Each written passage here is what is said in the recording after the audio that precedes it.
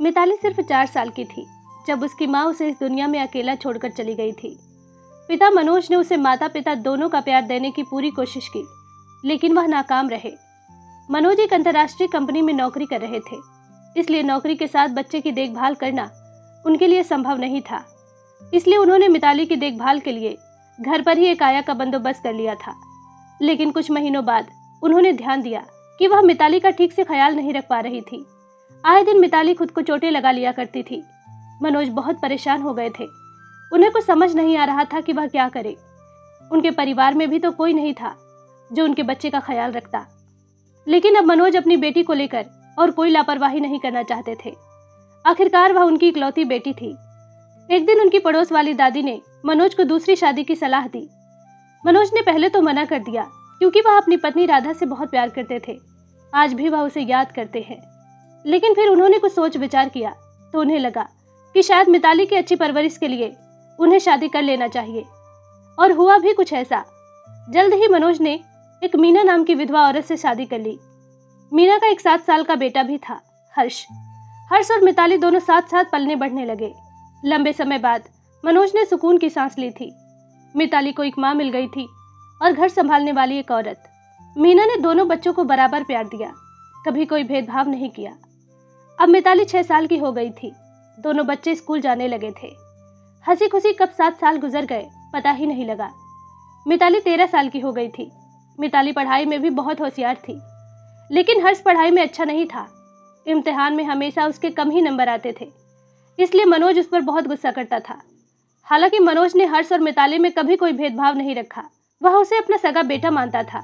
लेकिन मीना के मन में यह बात अब चुभ रही थी कि उसका पति हर वक्त उसके ही बेटे को चीखता चिल्लाता रहता है, जबकि मिताली को हर वक्त सर पर चढ़ाए रखता है। यह बात अब मीना को हजम नहीं हो रही थी। समय के साथ उसका गुस्सा नफरत में बदल गया। मिताली के साथ अब उसका व्यवहार बदलने लगा था। मीना मिताली को हर छोटी छोटी बात पर भला बुरा कहती, लेकिन उसने कभी किसी बात की शिकायत अपने पिता से नहीं किया था।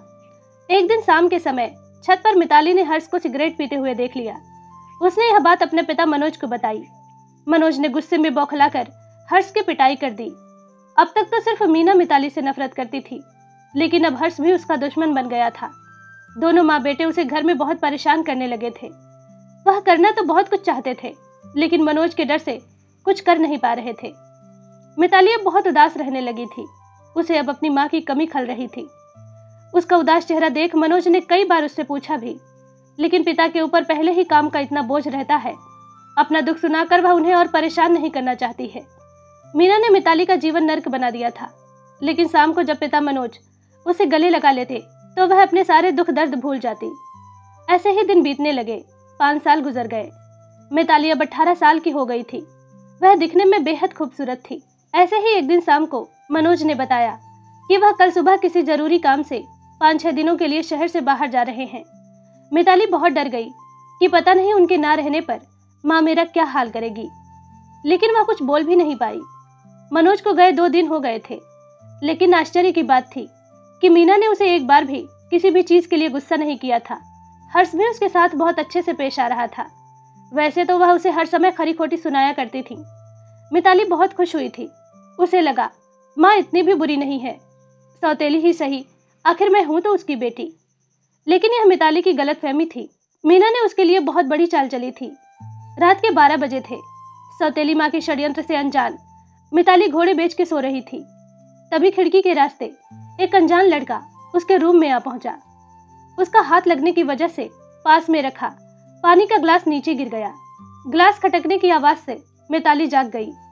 सामने एक जवान लड़के को देख उसके होश उड़ गए। वह चिल्लाकर भागती कि इससे पहले ही मीना और हर्ष दरवाजा खटखटाने लगे।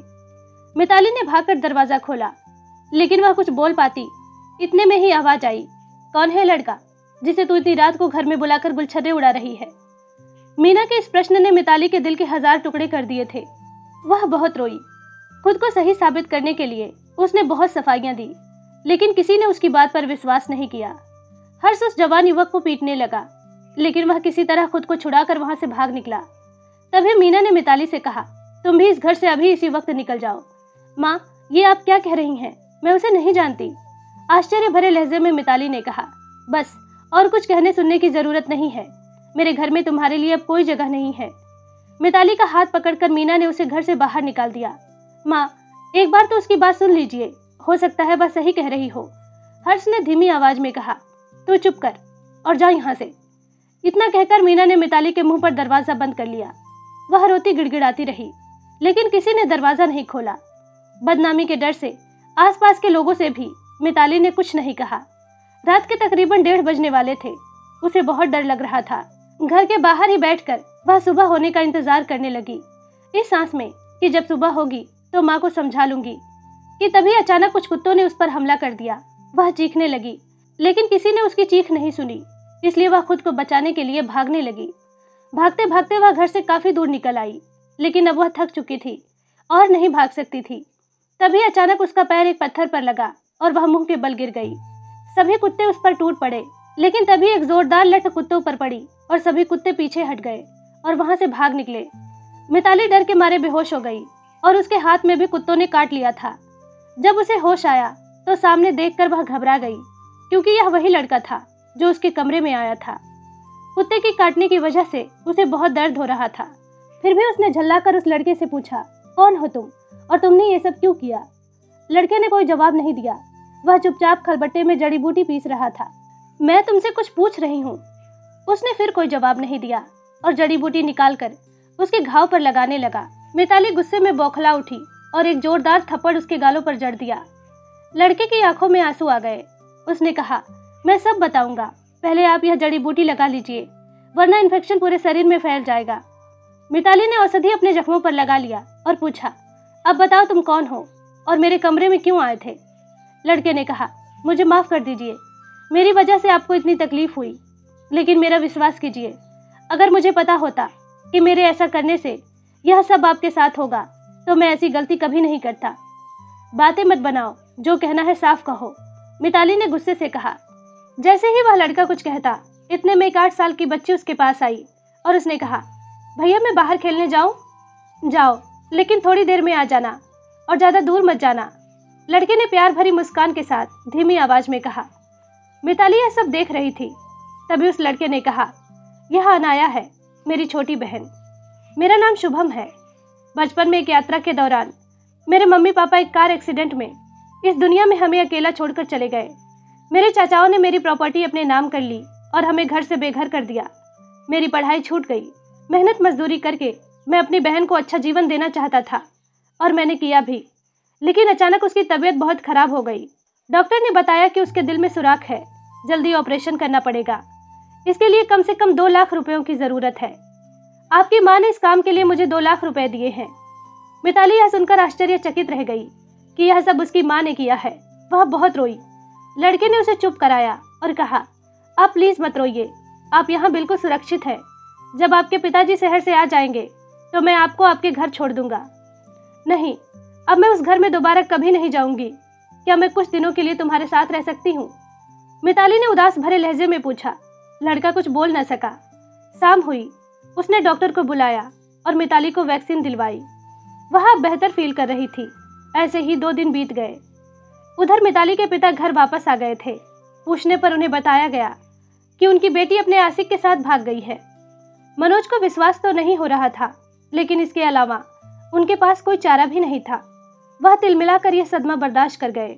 घर से गए हुए मिताली को 2 सप्ताह हो चुके थे, लेकिन अब तक किसी ने उसकी कोई खोज खबर नहीं ली थी। वह हर समय अपने पिता को याद करके रोया करती। कई हफ्ते ऐसे ही बीत गए। अब मिताली अपना गम भूलकर शुभम के रंग में रंग चुकी थी। माता पिता के चले जाने के बाद शुभम ज़्यादा पढ़ लिख नहीं पाया था। अपनी 2 साल की बहन को लेकर वह घर से निकला था। पेट पालने के लिए वह पास के ही एक ऑटो गैरेज में मैकेनिक का काम करता था, क्योंकि अपनी बहन को छोड़कर वह ज़्यादा दूर नहीं जा सकता था। मिताली के आ जाने से शुभम पर दोहरी जिम्मेदारी बढ़ गई थी। मिताली के माँ से उसे जो 2 लाख रुपए मिले थे, वह भी उसने मिताली को सौंप दिया था। लेकिन एक फ़ायदा ये था कि मिताली घर का सारा कामकाज संभाल लेती थी और शुभम की बहन का भी ख्याल रखती थी। इसलिए शुभम ने पुराना काम छोड़कर ट्रक चलाने का काम शुरू कर दिया था। मिताली के मन में शुभम के लिए हमदर्दी जाग गई थी। उसने 2 लाख रुपए शुभम को दिए और उसकी बहन का ऑपरेशन जल्द ही हो गया। ऑपरेशन के 6 महीने बाद ही अनाया पूरी तरह ठीक हो गई थी। शुभम बहुत खुश था, न जाने क्यों, लेकिन उसे खुश देख मिताली भी बहुत खुश हो रही थी, जैसे कोई अपना खुश हो रहा हो। शुभम इतना खुश था कि उसने उछलकर मिताली का हाथ पकड़ उसे धन्यवाद कहा और दौड़ता हुआ बाजार की ओर निकल पड़ा। जब लौटा तो उसके हाथों में एक थैला था। मिताली, मैं इस लायक तो नहीं हूँ कि तुम्हें कोई उपहार दे सकूं, लेकिन फिर भी सोचा शायद तुम्हें पसंद आए। थैला मिताली को पकड़ाते हुए शुभम ने कहा। उसने खोल कर देखा तो थैले में एक साड़ी थी जो मिताली को बहुत पसंद आई। अगले दिन मिताली ने वही साड़ी पहनी। यह देख शुभम बहुत खुश हुआ। शुभम मिताली को बहुत कुछ कहना चाहता था, लेकिन ना जाने क्या सोचकर वह अपने जज्बातों पर काबू पा लेता। रोज की तरह उसने खाना खाया और कुछ पैसे राशन के लिए मिताली को पकड़ाते हुए वह काम पर चला गया। शुभम के मन में क्या कुछ चल रहा था मिताली बहुत अच्छी तरह से समझ चुकी थी, लेकिन हर बार वह मुस्कुराकर टाल देती थी। शाम के समय मिताली अनाया को साथ लेकर एक किराने की दुकान पर राशन लेने गई थी। अचानक उसके पिता मनोज उसके सामने आ गए। पिता को सामने देख मिताली अपने आंसुओं को रोक ना सकी और पिता के गले लगकर रोने लगी। मनोज ने नाराजगी भरे शब्दों में कहा, अब क्यों रो रही हो? तुम तो बहुत खुश होगी अपने पति के साथ। पापा, कम से कम आप तो अपनी बेटी पर भरोसा करते, मिताली ने अपने आंसू पोंछते हुए कहा। साथ में छोटी बच्ची को देख मनोज ने पूछ लिया, यह बच्ची कौन है? यह कहानी बहुत लंबी है, इसे सुनने के लिए आपको मेरे घर चलना पड़ेगा। मनोज की नाराजगी अभी खत्म नहीं हुई थी, लेकिन बेटी के प्यार में वह खींचे चले गए। मिताली से सच्चाई जानने के बाद मनोज फूट फूट कर रोने लगे। कुछ समय ऐसे ही बाप बेटी रोते रह गए। तभी मनोज ने मिताली को घर ले जाने की बात कही। नहीं पापा, अब यही मेरा घर है। मैं शुभम से बहुत प्यार करती हूँ। मैं जानती हूँ आप उसे कभी स्वीकार नहीं करेंगे, क्योंकि वह एक मामूली सा ट्रक ड्राइवर है, लेकिन परिवार छूटने के बाद उसने ही मुझे संभाला है। उसने मुझे बहुत प्यार दिया है। मेरे लिए वह सबसे बढ़कर है, मिताली ने मनोज के सामने हाथ जोड़ते हुए कहा। तभी मनोज ने कहा, तुमसे किसने कहा कि मैं शुभम को स्वीकार नहीं करूंगा? तुम दोनों की शादी से मुझे कोई ऐतराज नहीं है, बस घर चलो। यह बात सुनकर मिताली बहुत खुश हो गई और खुशी के मारे रो पड़ी।